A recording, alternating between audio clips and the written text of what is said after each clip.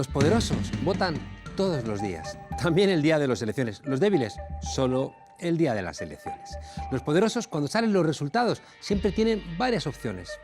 Los poderosos no tienen por qué mantener su palabra. Los poderosos pueden tener amistades que los débiles no pueden tener y pueden tener enemistades que los débiles no pueden permitirse. Los poderosos tienen gente pensando a días, semanas, meses y años vista, mientras que los débiles están anclados en el hoy, en mañana por la mañana y a lo sumo en cómo llegar a fin de mes. Los poderosos contaminan por 100 y los débiles respiran, además de su propia mierda, la que heredan de los poderosos. Los poderosos chasquean los dedos y los bailarines y cantaores tocan para ellos en el reservado. Esos bailarines y cantaores aceptan porque son del pueblo de los débiles. Los poderosos se hacen chequeos y los débiles chequean si pueden aguantar hasta el mes que viene los dolores.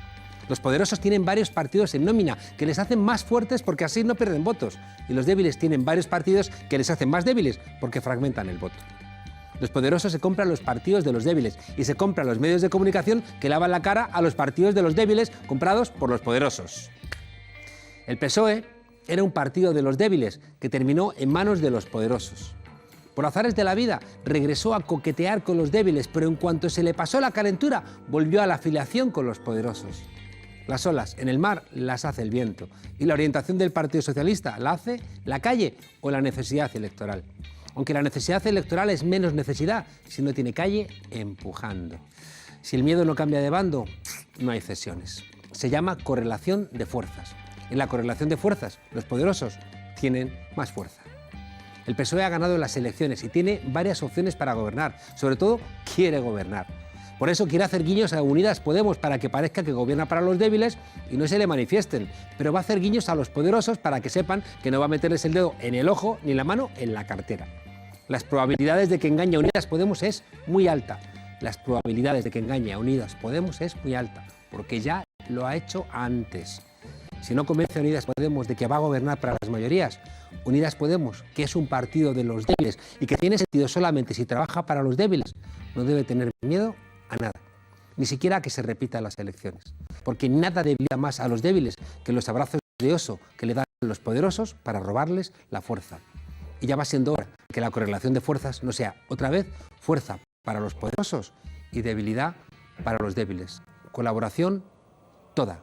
Hacer el idiota ya está bien. Bienvenidas a la frontera, desobedientes.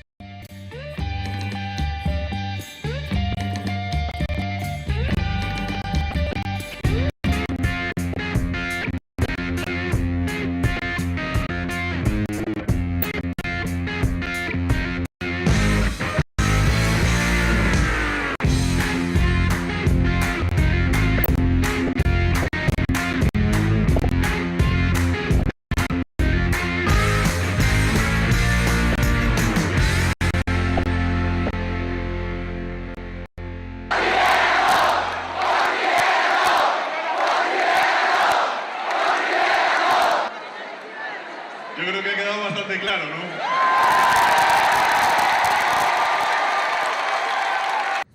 Haría bien el renacido Pedro Sánchez en escuchar a su gente.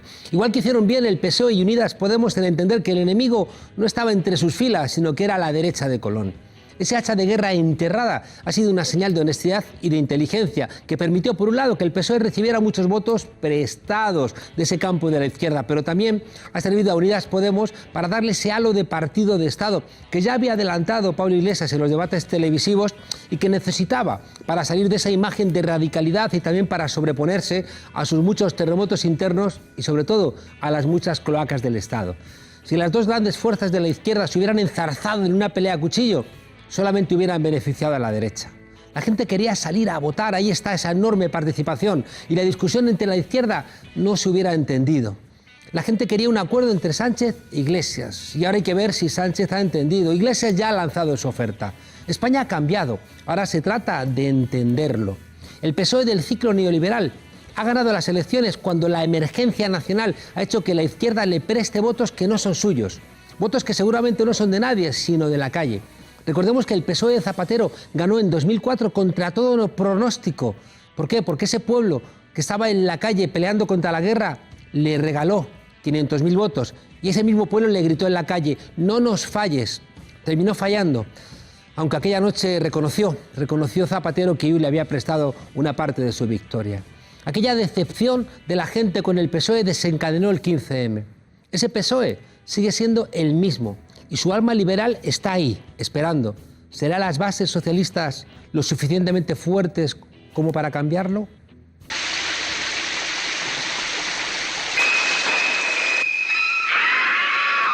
La amenaza de la extrema derecha ha vuelto a desatar el miedo, aún más con el spoiler andaluz de la película de miedo que representará en el futuro el trifachito. Y la izquierda, que le ha dado los votos a Sánchez, le ha gritado en el patio de su casa: ¡con Rivera no! Y por si fuera poco, cuando apareció en las pantallas de Ferraz la imagen de Pablo Iglesias, esas bases socialistas le gritaron: ¡sí se puede, sí se puede! Más claro agua. Tiene razón Iglesias cuando en la misma noche electoral le ha dicho a Sánchez: vamos a gobernar juntos. Pedro Sánchez es un estratega de sí mismo. Por eso esa misma noche le decías a esas bases que le auparon a la Secretaría General, a esas bases que después le hicieron presidente, a esas bases que ahora, ¿no?, le han dado la mayoría con un discurso de izquierdas tomado de Podemos. Esas bases, cuando le ha dicho Sánchez que va a hablar con todo el mundo y cuando le ha dicho que los cordones sanitarios son cosa de la derecha, le han gritado que no, que con Rivera no. El Banco Santander le ha dicho que lo que quiere es un gobierno del PSOE con Ciudadanos, claro. El PSOE va a intentar callar hasta las elecciones municipales, porque el PSOE es el mismo que la Unión Europea apoya una gran coalición con la derecha, que es la que mantiene las políticas de austeridad. El Pacto de Toledo es un acuerdo sistémico donde está el Partido Socialista, y por eso el sistema quiere un PSOE escorado hacia la derecha. Y esa perspectiva no es muy halagüeña. Los grandes titulares de las elecciones generales son los siguientes. 1. El bipartidismo se ha acabado y Unidas Podemos, pese al escenario desfavorable con el que partía, ha sacado casi 4 millones de votos y 42 diputados, es decir, ha venido para quedarse. 2. El bloque de la izquierda tiene más votos que el bloque de la derecha. 3. España es plurinacional, como siempre que hemos recuperado la democracia, y basta ver los resultados que han obtenido las fuerzas nacionalistas en Cataluña y en el País Vasco y la desaparición del PP en esos territorios. 4. La derecha radicalizada tiene casi 10 millones de votos y el hundimiento del PP de Pablo Casado augura muchos escenarios de confrontación. Uno podría imaginar que va a haber cierta calma, cierto sosiego, cierta voluntad de recuperar el centro, pero me temo que no, que se van a correr todos hacia la derecha, como hemos visto en otros países europeos. Y 5, y último, el enfado abierto por el ciclo de crisis está abierto, la gente sigue enfadada. Y eso implica que el escenario electoral sigue abierto y que las elecciones municipales y autonómicas pueden cambiar mucho las cosas. Yo soy una persona que no eludo las responsabilidades. El resultado ha sido muy malo. Al Partido Popular le gusta ganar y le gusta ganar siempre. Es verdad que llevamos ya varias elecciones en las que estamos perdiendo nuestro apoyo electoral y por eso lo que tengo que decir es que nos vamos a poner a trabajar desde ahora con la máxima ilusión y la máxima responsabilidad para recuperar ese apoyo. La derecha va a continuar su bajada a los infiernos y Casado no va a dimitir. Dimite tú. Dimite tú, dice Casado, y eso pese al descalabro del andarismo. Rivera, por su parte, no va a dejar paso a arrimadas para justificar un acuerdo con el PSOE. Y Abascal va a ir con su pistola de odio al Parlamento a echar mierda todos los días sobre los escaños y la democracia. El PSOE seguirá siendo una maquinaria de partido dirigida por burócratas que viven de la política y que solamente si ven la ventaja personal, por ejemplo, con un fuerte empuje de sus bases, va a pactar un gobierno de izquierdas. Y caminará entonces para hacer verdad la plurinacionalidad del Reino de España y solventaremos de una vez por todas el reto que tenemos abierto en Cataluña. Cuidado, los medios de comunicación van a seguir trabajando en la dirección contraria. Podemos debiera aprovechar para reconstruir el partido roto por las deserciones, por las deslealtades, por las trifulcas, por las cloacas del Estado que han alimentado de las divisiones. Casi 4 millones de votos que ha obtenido Unidas Podemos demuestran que este partido ha venido para quedarse y ese excelente, aunque triste resultado demuestra que tiene que dedicarle al partido el tiempo que no le ha dedicado. La distancia en votos con el segundo y el tercer partido son mínimas y el sistema electoral ha vuelto a hacer de las suyas.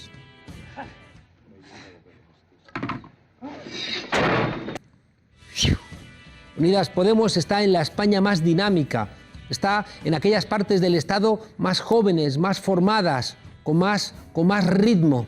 En cambio, ha desaparecido de la España vaciada. Esa España que se ha asustado ante ese dinamismo plurinacional y ese dinamismo modernizador de una España que está emergiendo. Ay, lo que ha ganado Podemos en la España moderna, plural, joven y plurinacional, lo ha perdido en Castilla y León, en Castilla-La Mancha, en Extremadura, en Cantabria, en La Rioja. Y queda igualmente claro que todos los intentos de recrear la izquierda fuera de Podemos están condenados al fracaso. Pacma, 325.067 votos a la basura. En Marea, que no quiso unirse, 17.694 votos a la basura. Compromís, que también se negó a ir juntos, 171.755 votos a la basura. Actúa, con Llamazares y Garzón, hablando de la izquierda verdadera, 30.406 votos a la basura. No había ninguna reclamación de estas fuerzas políticas que han desperdiciado su voto, ni una sola reclamación que no estuviera recogida por Unidas Podemos, tarde o temprano. Eso hubiera supuesto 6 escaños más y un total de 4.271.000 votos.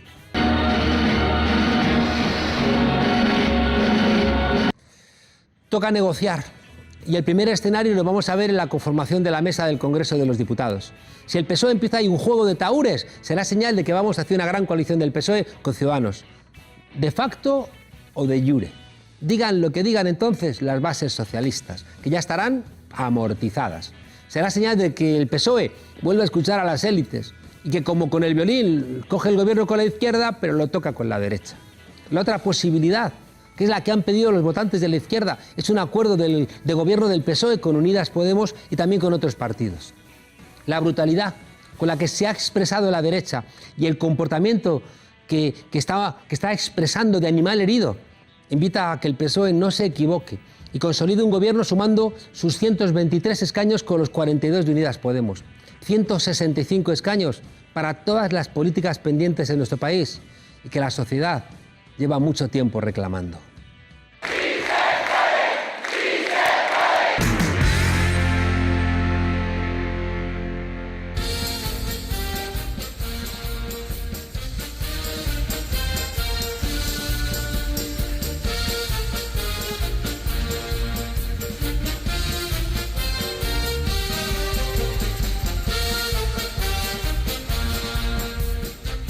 Porque creo que no solo tenemos un gran presidente en el Partido Popular, tenemos un gran líder.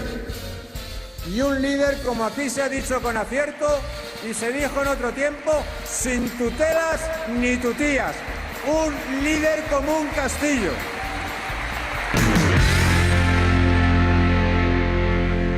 Pues el castillo del que habla Aznar a mí me recuerda a la Bastilla, una fortaleza símbolo de la opresión en Francia que fue tomada por millones de ciudadanos y ciudadanas hartas de injusticias y de abusos. Algo parecido sucedió ayer en las elecciones generales. Millones de votos progresistas acabaron con el sueño involucionista del trifachito, provocando el mayor fracaso de la historia del Partido Popular. Y vaya usted a saber si no la venta de su sede de Génova, esa que pagaron con dinero B. Aunque cuidado, que la derecha ha sacado 10 millones de votos y con un discurso de odio. Bueno, que Aznar, un ojo clínico de aquella manera, un cazatalentos a la altura de Esperanza Aguirre, aquella que descubrió al pequeño Nicolás y puso un sueldito de 800.000 pavos a Santiago Abascal por no hacer absolutamente nada. Cría cuervos y te llamarán derechita cobarde. Silencio. Parecen risas. Ay, ¿de quién serán esas risas? Algunos aseguran que es Soraya Sáenz de Santamaría desde su retiro dorado en el bufete Cuatro Casas. Dicen que lleva así desde ayer por la noche. Tranquilo, Pablo Casado, la vida no acaba el 28 de abril. Con todos los másteres que tienes seguro que no te faltará trabajo. Mira Hernández Mancha, ahora tiene hasta su propio bufete. En fin, Lolo, pon algo que le alegre la noche a Pablo Casado, que seguro nos está viendo. Y a mí, mirándome a la cara, nadie me habla de una derecha cobarde ni una derechita cobarde, porque no me lo aguantan la mirada. A mí no me lo aguanta.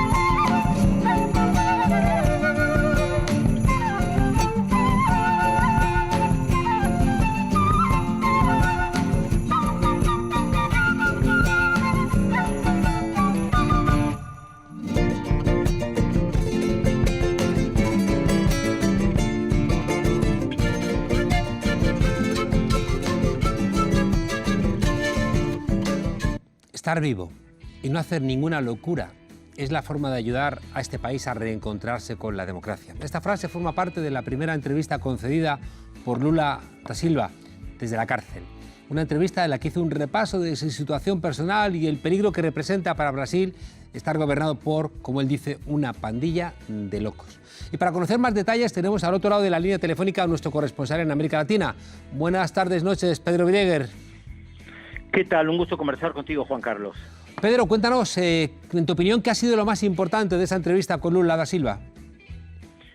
Bueno, a ver, primero que le dejen dar la entrevista, ¿no? Después de un año preso, que le concedieran la posibilidad de comunicarse, me parece tal vez lo más importante. En segundo lugar, que él ratifica que él es inocente y que él quiere salir ahí de la cárcel como una persona inocente, como que no está dispuesto a negociar, aunque toda la gente que lo rodea dice que es muy importante este paso que se dio de reducción de la condena. Ajá. Ha sido un año duro para él a nivel personal. Sí, sin lugar a dudas. Murió un hermano, murió un nieto. Él ha pasado por situaciones personales muy duras y de hecho lo dice respecto de la situación de su compañera de vida, que él considera que se enfermó también por la persecución que vivió, pero después de la muerte de ella, él dijo que se iba a sentir más fortalecido porque es un animal político y creo que esas cosas, con sus características personales, no digo que lo fortalezcan o que lo hagan insensible, pero creo que hay una cuestión de no renunciar a convicciones pese a todo. No se va a esconder, no es Alejandro Toledo, el expresidente de Perú, que huye y está hace 2 años escondido en los Estados Unidos. Ya. Creo que tiene que ver con la cuestión de la dignidad, Juan Carlos. Claro. Oye, ha dicho Lula que va a desenmascarar al juez Sergio Moro. Bueno, eso es muy difícil. Mientras esté gobernando Jair Bolsonaro, esa pandilla de locos, como él dice, yo creo que va a ser muy difícil cambiar algo dentro del Poder Judicial brasileño, aunque la reducción de su condena es importante. De todas maneras, no me atrevería a afirmar que Sergio Moro, el ministro de Justicia hoy, el que carceló a Lula, esté ni siquiera en la cuerda floja. Ya, esto... Oye, hay una cuestión acerca de la sucesión, respecto de nuevas elecciones presidenciales, gente nueva. ¿Cómo está eso? Mira, es muy difícil. Las sucesiones en general son difíciles. Fíjate lo que ha pasado dentro del PSOE con las dificultades que ha tenido Pedro Sánchez para consolidar su liderazgo frente a los viejos varones dentro del Partido Socialista. Lula ya lo intentó con Dilma Rousseff en su momento y le fue mal. Él buscó la sucesión. Él pensaba que esa sucesión iba a salir bien. Salió mal. Fernando Haddad, que fue el candidato del Partido de los Trabajadores en las elecciones del año pasado, parecía que erigirse en esa persona. Sin embargo, creo que está un poco desdibujado por la centralidad de Lula. Es una figura... recordemos, Obama decía que era el presidente más popular del planeta. ¿Cómo haces para suceder a una persona así? No es algo sencillo, Juan Carlos. Claro, imagino. Oye, la entrevista se realizó antes de las elecciones generales que tuvimos ayer en España, ¿no? Pero acertó de pleno en los resultados. Sí, creo que hay 2 elementos. Uno, la crítica a las políticas neoliberales. Él fue muy tajante en la entrevista respecto a las políticas neoliberales. Y la segunda, la condena de las formaciones de derecha y de extrema derecha. Ya. Oye, cambiando de tema, Argentina, 5.º paro general, ajuste, tarifazos, ¿no parece que levante cabeza el gobierno de Macri? Sí, y hay algo muy raro que está pasando en la Argentina, que mucha de la gente que ha apoyado a Mauricio Macri, economistas, comunicadores neoliberales, están diciendo que si Macri se presenta pierde, y están pidiendo lo que llaman un plan B con B corta, la V, que es María Eugenia Vidal, que es la gobernadora de la ciudad de Buenos Aires, como diciendo, la verdad Macri no se tiene que presentar porque Macri pierde. Y esto es muy raro, que un presidente en ejercicio no le encuentre la solución a una crisis económica, que diga que siempre se va a resolver y no se resuelve, que diga que en el próximo semestre se va a estar mejor y no se está mejor, que diga que la inflación se resuelve fácilmente y no la están resolviendo, ha debilitado muchísimo en los aliados de Macri. Los opositores a Macri ya se sabía, son los que convocan el paro general mañana. Porque los los que han criticado las sindicatos, políticas económicas. los sindicatos, Pedro, están planteando que esto es el principio.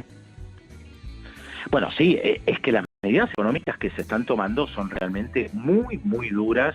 Argentina está retrocediendo en estos 3 años como hace tiempo no pasaba en lo económico, con números de pobreza que van creciendo, números de desocupación y mucha tristeza. Hay un elemento que las encuestas, Juan Carlos, no miden, que no miden muchas veces las encuestadoras, la tristeza en la gente, la desazón, lo que genera este gobierno es la falta de perspectiva para el futuro.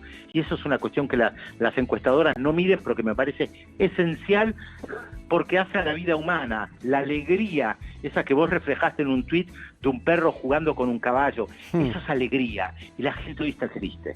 Ya. Ollas populares con motivo del 1 de mayo. Sí, también, porque va a haber una doble jornada. Mañana va a haber un paro general de muchísimos sindicatos. El miércoles 1 de mayo va a haber un paro de otros sindicatos.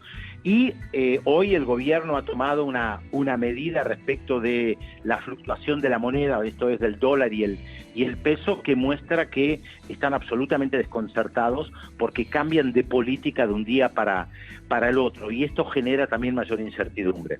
Ya. Bueno, ¿y te queda tiempo para una buena noticia? Siempre hay buenas noticias en América Latina. Te diría que mucho tiene que ver, a mi juicio, con el tema del cine, del arte, de la cultura que se desarrolla en la región, en las universidades que siguen tan vibrantes. Yo creo que eso es una de las cuestiones más importantes, a pesar de que Bolsonaro dijo que va a desfinanciar la Facultad de Filosofía y de Sociología. Le ha quitado que es que se ha cortado un poco el sonido, le ha quitado la financiación a la Facultad de Sociología. Quiere quitarle la financiación a las facultades de Sociología y de Filosofía en las universidades públicas. La contracara en la Feria del Libro que comenzó en la Argentina, y un hecho inédito, yo creo, para la política internacional y que tiene que ver con una buena noticia con el libro, que la expresidenta Cristina Fernández lanzó sorpresivamente un libro que ya se ha agotado en su primera y segunda edición, que se ha convertido en el boom editorial justamente cuando ha comenzado una Feria del Libro. Qué bueno. Bueno, Pedro, estaremos muy atentos a este paro de ese gobierno de Macri, que era el gran amigo de la derecha española. De Rajoy, por supuesto, con mucha identificación política. En fin, hasta la semana que viene, un fuerte abrazo. Un abrazo también para ustedes. Lolo, y si tienes un botón rojo y azul, apriétame el rojo, por favor. Oye, ¿qué le vas a decir a tus amigos los robots cuando vayan a votar el día 28 de abril? Soy falangista. Muy bien, muy bien, muy bien.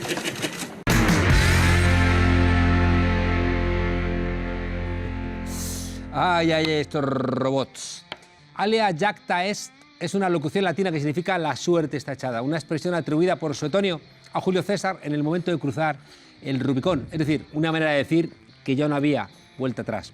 Una frase que cobra actualidad o no tras las elecciones generales. Para intentar traducir lo que expresaron ayer los dados del destino, nos acompaña un experto, no en latín, sino en política. Un periodista con una amplia trayectoria profesional en prensa, radio y televisión. Una persona que sabe que debajo de la espuma puede haber agua fresca o aguas estancadas. Y además tiene mano izquierda como para abrir las esclusas y que el agua fluya. Fernando López Agudín, muchas gracias por acompañarnos aquí en La Frontera. Muchas gracias por invitarme, Juan Carlos. ¿Eran estas elecciones tan determinantes como se decía? Yo creo que sí, yo creo que son las elecciones, o han sido las elecciones más importantes desde la transición. Y lo han sido porque había un proyecto de la derecha que era claramente una involución. Era retrotraernos a los tiempos, claro, probablemente hay mucha gente joven no lo conoce, a los tiempos del gobierno de Carlos Arias Navarro, que había un proyecto preconstitucional que trataba de evitar la transición democrática. Este proyecto llevó a la liquidación de ese gobierno de Arias Navarro, precisamente por el propio rey Juan Carlos, que lo calificó como desastre sin paliativo. Bueno, pues lo que hemos vivido estos días en la derecha es también un desastre sin paliativo. En aquel entonces Franco es verdad que murió en la cama, pero el franquismo murió en la calle, es decir, que había mucha presión popular en aquel momento, que es lo que le llevó al rey a decir o cambiamos a Arias por Suárez o mi reinado no comienza. Efectivamente, cuando el rey interviene y de una manera u otra destituye a Arias Navarro, eso viene precedido por una huelga general importantísima en enero del año 76, huelga general que obliga a los que vivieron la dictadura y sostuvieron la dictadura y querían iniciar una transición hacia una democracia controlada, les obligaron a cambiar de caballo. Fernando, ha sacado 10 millones de votos la derecha. Sí, eso efectivamente. La derecha sigue estando ahí, ese bloque sigue estando ahí, pero además es que ese bloque se viene repitiendo desde hace 80 años. O sea, recordemos que en las elecciones de 1936 la derecha sacó 5 millones de votos y los republicanos, el Frente Popular, sacaron 5 millones y medio. Es decir, prácticamente desde hace 80 años, luego en la transición y los restantes gobiernos que han existido desde entonces han vuelto a repetir esa misma dualidad electoral. Lo que ha habido de nuevo en estas es que la derecha se ha dividido, que la derecha ha entrado en una confrontación brutal entre ellos mismos, porque hay unos que quieren volver al franquismo, hay otros que no saben si volver o no, y luego hay un tercer grupo, y es lo más preocupante, que empieza a enlazar con la oleada nacional populista que vive Europa, ¿no? ¿Te refieres a Vox? A Vox. Yo creo que el fenómeno de Vox es un fenómeno muy importante. En la medida que no ha alcanzado la expectativa, porque hablaban de 50 o 60 diputados, parece que ha fracasado en absoluto. Yo no creo que haya sido un fracaso. 2,5 millones de votos. 2,5 millones de votos, son 24 escaños y además con un futuro, yo creo, bastante prometedor para ellos. Y eso lleva también a un desafío a la izquierda. Tengamos cuidado, hoy Vox domina, diríamos, la retórica o la parafernalia franquista. Pero Vox cada vez más va a ir en la dirección de Salvini o de Le Pen.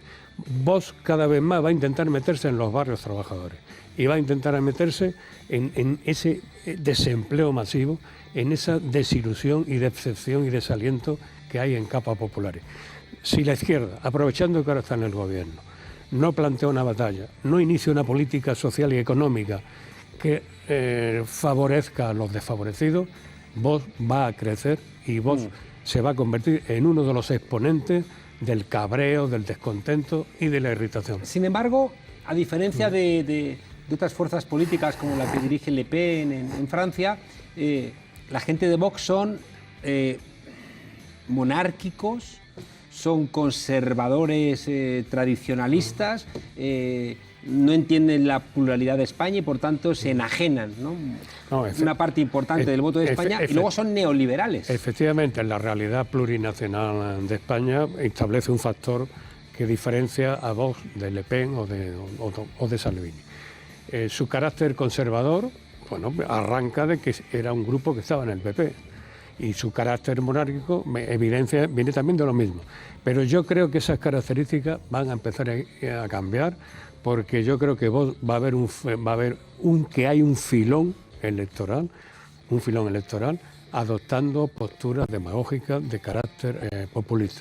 Yo creo que es una cuestión de tiempo y de no mucho, y Vox se va a convertir en un... El elemento central de estos partidos de extrema derecha en Europa es la inmigración, y aquí lo ha intentado el PP, lo ha intentado Ciudadanos y no ha terminado de cuajar, ¿no? No. La situación de la inmigración en España no es la misma. No, pero ellos, la percepción de la gente. Claro, eso es eficiente, pero ellos han conseguido, en zonas de fuerte inmigración como el Ejido, pues tienen una mayoría considerable.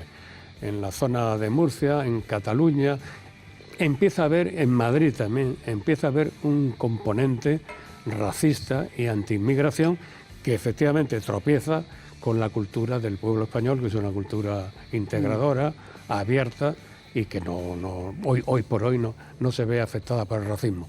Pero no sabemos qué va a ocurrir en los próximos años, no sabemos qué directiva política o qué directrices políticas va a desarrollar la Unión Europea o el Banco Central Europeo y qué consecuencias va a tener eso en la política española. Vox ha llamado al PP derechita cobarde. El PP ha perdido 4 millones de votos, tenía 8 millones, está en 4, pese a haber radicalizado su discurso. Es decir, hemos visto a un Pablo Casado muy hooligan, muy echado al monte, y sin embargo ha perdido la mitad de su electorado. El PP tiene un problema y es la corrupción. Es una mafia corrupta y todavía no ha resuelto ese problema. Es decir, el PP tendría que hacerse una autocrítica y tendría que refundarse y barrer a los muchos corruptos que aún hoy existen en el PP. Tú hablabas antes de Soraya Sáenz de Santamaría, que diríamos que sería el sector más moderado del PP, pero es una señora totalmente tendente a la corrupción. Es decir, su fichaje por el bufete de Cuatrecases en unas condiciones bastante discutibles, pues lo evidencia. Pero ese es el principal problema del PP. El segundo problema del PP es que ha adoptado el discurso, el lenguaje, el estilo y el griterío de Vox. Entonces, claro, si adoptas eso, estás abandonando tu propio terreno, estás imitando a un partido nuevo que nace con mucha fuerza. ¿Y quién rentabiliza ese lenguaje, ese discurso, ese liderazgo? Pues Vox, no desde luego el PP. Ciudadanos no nació porque el PP hubiera dejado de ser de derechas, nace para intentar sujetar esos votos que se podían perder, y parece que al final ese análisis está siendo correcto, y esa petición, ¿no?, del presidente del Banco Sabadell, hay que crear un Podemos de derechas, parece que les está saliendo bien. Yo no comparto esa visión, Juan Carlos. Es decir, Ciudadanos ha crecido, pero claro, Ciudadanos pretendía el sorpaso con el PP, no lo ha conseguido, aunque se ha quedado poco. Ciudadanos pretendía un gobierno de la extrema derecha, ¿no? Tampoco lo ha conseguido. Y Ciudadanos es hoy una fuerza de 3 dentro del seno de la derecha, y no está claro cuáles son sus perspectivas ni su futuro. Yo creo que la derecha española va a entrar ahora en una confrontación muy grande entre un sector más radical y otro que está todavía por nacer más moderado, pero desde luego eso no es Ciudadanos. Yo creo que ese Podemos de derecha que pedía el presidente del Banco Santander, desde luego no lo es Ciudadanos, y me temo, y vuelvo a insistir en ello, en que Vox va a intentar jugar a eso. Y nos queda la izquierda, el Partido Socialista y Unidas. Bueno, yo creo que ha sido un enorme éxito de la izquierda. Yo francamente estoy satisfecho porque el pueblo español ha respondido con sensatez y madurez. Ese discurso locoide, ese discurso esperpéntico de la derecha sobre traidores, felones, vendepatria, eso ya se vio en la manifestación de Colón, que era un fracaso, que ni siquiera la propia derecha iba a esa manifestación. Se ha visto ahora electoralmente.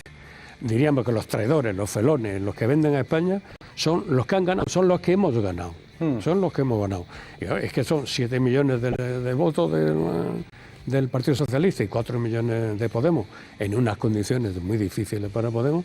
Yo creo que son un excelente resultado, pero sobre todo abren la posibilidad de un gobierno progresista, o por lo menos de que se pueda intentar un gobierno progresista que contribuya a resolver, a encauzar muchos de los problemas políticos. Ahora entramos en el gobierno. ¿Tú crees que el resultado de Unidas Podemos es un buen resultado? Yo creo que el resultado de Unidas Podemos... Sin embargo, ha perdido una parte sustancial de sus diputados. Es decir, Unidas Podemos debería entrar en un proceso de reflexión, de análisis de por qué ha ocurrido lo que ha ocurrido. Hay un factor evidente, que es el factor de voto útil, o llamado voto útil, en que frente a la amenaza fascista que se cernía sobre España, pues una parte de ese electorado de Podemos, que ya estuvo antes en el PSOE, han pensado que el PSOE era la fuerza principal para detener ese potencial peligro. En ese contexto de miedo ante el trifachito, claro, que haya aguantado con casi 4 millones de votos, claro, no es un dato menor, ¿eh? Yo creo que es un resultado muy bueno, porque no solamente está el tema del trifachito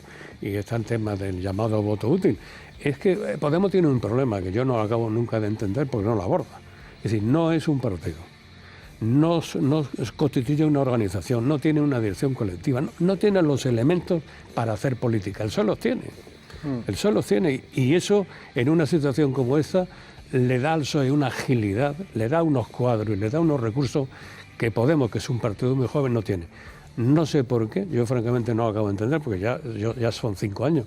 Es decir, Podemos ya tiene la madurez y ha crecido lo suficiente como para ponerse un traje organizativo. Hemos visto hoy, ¿no? Hoy he visto la imagen de la ejecutiva del PSOE entrando Sánchez, y en cambio no hemos visto la imagen de la ejecutiva de Podemos. Claro, es que ahí está el problema. ¿Por qué? No lo sé. Yo no soy especialista en Podemos, lo sigo con mucha atención desde que Podemos inició sus primeros pasos en el Teatro del Barrio, pero no acabo de entender por qué no se constituye en partido.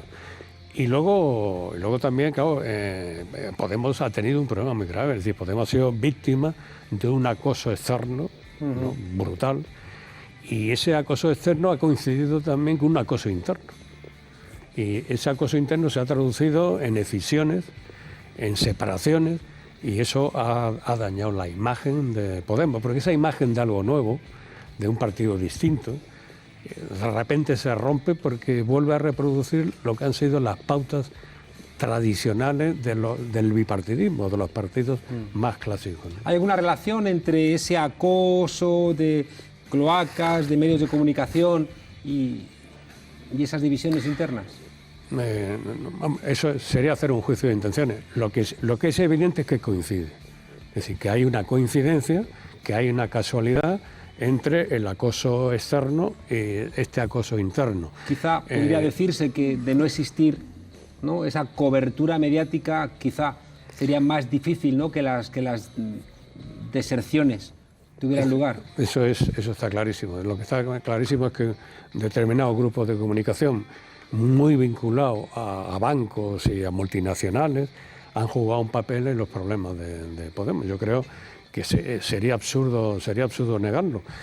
Se ha potenciado a unos líderes frente a otros, y es muy curioso ver ahora también, en los últimos tiempos, en que Pablo Iglesias aparece con una actitud, en mi opinión, mucho más realista y mucho más pausada y tranquila, como de repente los medios que lo crucificaban dejan de crucificarle, y los medios que potenciaban a otros líderes de repente se olvidan de esos líderes. Es decir, hay estrategias informativas y estrategias de comunicación que están vinculadas a decisiones políticas, que a su vez están vinculadas a grupos oligárquicos que trazan y diseñan el futuro en su respectiva pizarra, como diría Hoy le han Alfonso preguntado a Errejón sobre Podemos y ha dicho, yo no hago leña del árbol caído. No sé si ha sido muy afortunado. Pues no es muy afortunado, porque además no es ningún árbol caído. Es decir, los 4 millones de votos de Podemos en las circunstancias que se han desarrollado estas elecciones son un serio triunfo de Podemos. Pero es que además el problema no lo tienes que ver solamente aritméticamente, que conservar 4 millones en estas circunstancias es un enorme éxito, sino que Podemos se ha transformado ahora cualitativamente en un factor esencial para la configuración de un programa progresista, de un gobierno progresista y de cara al futuro. Vamos ahí, ha dicho ya Pedro Sánchez, pese a que anoche en la calle la gente le gritó con Rivera no, y que la gente aplaudió y gritó sí se puede, cuando apareció la imagen de Pablo Iglesias ahí en Ferraz proyectada. Él ha dicho que va a hablar con todos, sigue habiendo, ¿no?, una confrontación que yo no sé si es escénica o es real entre Ciudadanos y el PSOE, y su voluntad de no dejar claro si quiere gobernar con ministros y ministras de Unidas Podemos. Bueno, yo entiendo los recelos y las sospechas, porque además, si uno se atiene a la historia del PSOE, pues son más que fundadas. Ahora bien, yo creo que hay algo muy importante, hay un nuevo PSOE, y yo creo que no lo valoramos bien. Eso no quiere decir que ese nuevo PSOE vaya a cambiar lo que ha sido siempre la dinámica del PSOE, pero Sánchez marca un punto de ruptura en la historia del PSOE. Es decir, el triunfo ayer de Sánchez es una bofetada a González, Rubalcaba, Solana, a todo el viejo PSOE, que fue aquel que lo defenestró, y que es el PSOE que ahora mismo ve con enorme desconfianza a Sánchez. No sé, yo creo que ahí hay un factor de lucha personal y hay un rechazo a la figura de Sánchez, y hoy se la tienen que tragar, y me parece, no lo sé, me parece haber leído o escuchado que todavía Sánchez no ha recibido una llamada de felicitación de estos viejos diplodocus del PSOE. Es decir, que eso sigue ahí. ¿Quiere decir que este nuevo PSOE va a cambiar? No lo sé. Este nuevo PSOE tiene algo que me parece muy importante. Es Es decir, yo creo que Sánchez no es que sea un ideólogo ni que sea un gran político. Yo creo que es un hombre que tiene dos virtudes para la política muy importantes. Yo creo que tiene olfato. Yo creo que Sánchez olfatea y sabe muy bien cuál es el pulso, ¿no? Conecta muy bien y lo sabe encontrar el resorte para llegar a lo que es una mayoría electoral. Y luego tiene algo importantísimo, es valor. Es valor. Es decir, Sánchez ha demostrado, Sánchez se ha enfrentado a González, se ha enfrentado a Rubalcaba, se ha enfrentado a Prisa, se ha enfrentado a Cebrián, se ha enfrentado a Godó, se ha enfrentado a La Sexta, se ha enfrentado a Lierta y ha denunciado públicamente en el programa de Évole a todos los poderes económicos y oligárquicos que intervinieron en su defenestración. Luego vuelve a ganar, gana otra vez esas primarias. Yo creo que hay un fenómeno nuevo en el PSOE que yo creo que hay que medir con calma, con muchísima tranquilidad. Y las aproximaciones de Podemos y el Partido Socialista, la noche del 28 de abril, Pablo Iglesias decía, en mi opinión, con muchísima razón, que hay que llevarlo con discreción. Ajá. Hay que tener paciencia. Ahora mismo seguimos en campaña electoral, no lo olvidemos. Es que dentro de unos días empieza la campaña electoral autonómica, europea y municipal. Ahora mismo pronunciarse por un tipo de gobierno, no, por un tipo de pacto, no interesa, desde luego no interesa a los objetivos electorales del PSOE, porque no quiere abrir, porque el PSOE trata de hacerse también con votos de Ciudadanos, con lo cual no está interesado ahora mismo en aclarar cuál va a ser su postura. Por supuesto, Sánchez, una vez pasada, una vez que se cierre todo este ciclo electoral y que se readecue todo el mapa de votos en este país, adoptará una línea. Ahora, esa línea yo creo que no está escrita que vaya a ser con Podemos o sin Podemos. Desde luego tengo claro que con Ciudadanos no. Eso ¿Estás convencido? Casi pondría las manos en el fuego. Pero no ya porque Sánchez no quiere, sino entre otras razones porque tampoco Ciudadanos ni Rivera quiere. Pero no quiere... ¿No puede haber un escenario donde quiere, sí, vamos a ver, si Rivera... aprieten si Rivera, primero que no está en su planteamiento, ¿no?